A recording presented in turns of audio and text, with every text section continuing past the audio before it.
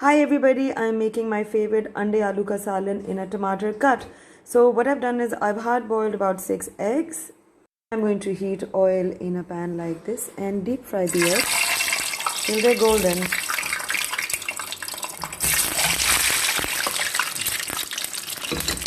I want you to keep stirring it, otherwise the egg sticks to the bottom like that. So while you're frying it, I want you to keep stirring it. Once it's done, I'm going to remove it onto a plate. And in the same oil, I'm going to fry about 3 potatoes that I've cut up into 1-inch cubes.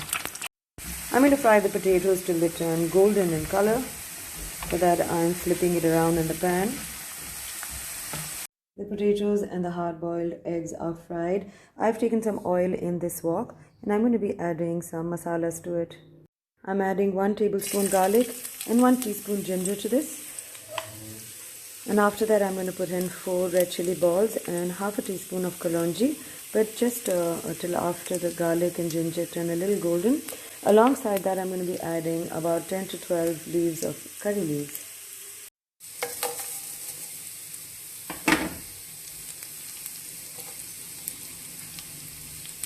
I splash some water.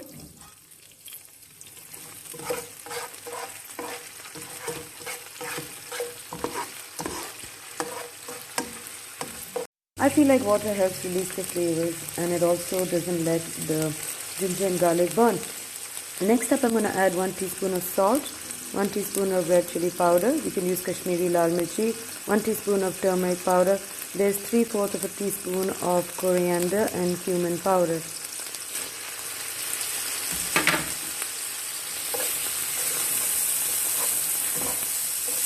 Ingredient is tomato paste. You may use some liquidized tomatoes at home, but I think I like using this concentrated paste.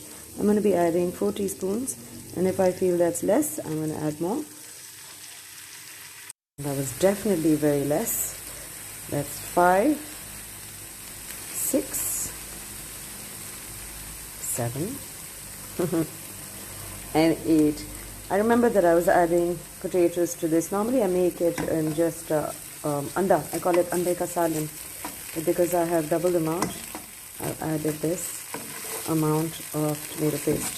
Okay, so I'm going to saute this and wait for the oil to rise. And now I'm going to add water.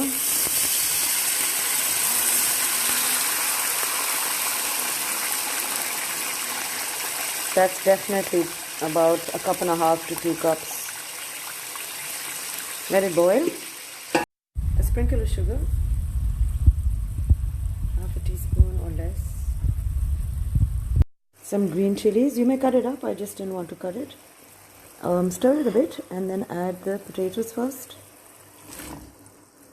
And then the eggs. Stir this well. Okay, this is ready. I'm just going to lower the fire and I'm going to add a sprinkle of garam masala on top, and I'm going to add some fresh dhania. Also at this point, what I'm going to do is I'm going to take a knife. Yeah, I'm looking for a knife. And I'm going to cut the egg into half like that. I didn't cut it earlier because I didn't want it to break up while I was stirring it. I'm sure you get the point. This is ready. It's smelling great. It looks good, doesn't it? I just want you to know that when you reheat this, you just have to cover it and cook it on slow fire so that the egg doesn't disperse into the curry. I hope you guys make this. I'm going to be making an Iranian pulao where I'm going to be using rice and zeresk, some saffron, some garam masala and some garlic. With 3 to 4 tablespoons of oil in a pot like this, I'm going to add some bay leaves, and then after that there's going to be 1 tablespoon of zira, 2-3 cinnamon sticks, 1 large ilachi, cardamom, and 2 small green ilachis, and there are about 6 to 7 cloves. I don't have black pepper balls, but I have fresh black pepper. I'm going to be using that. Saute this in the oil. I've added 1 sliced onion to this, and next up is 1 teaspoon chopped garlic. I've added the garlic. I'm just going to splash a little bit of water. That's golden fried. I've added half a teaspoon of turmeric, a little more than half a teaspoon of red chili powder, 2 teaspoons of salt. I might add salt later. Mix this well and sprinkle a little bit of water again so the smell of the masala goes.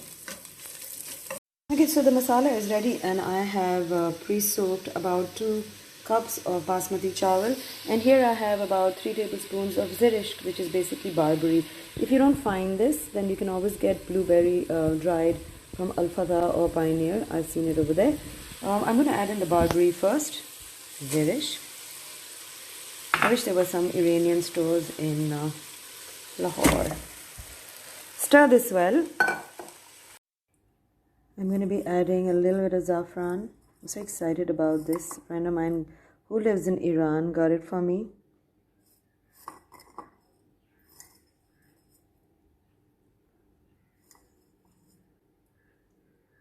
And a little bit of milk, just maybe 2 tablespoons.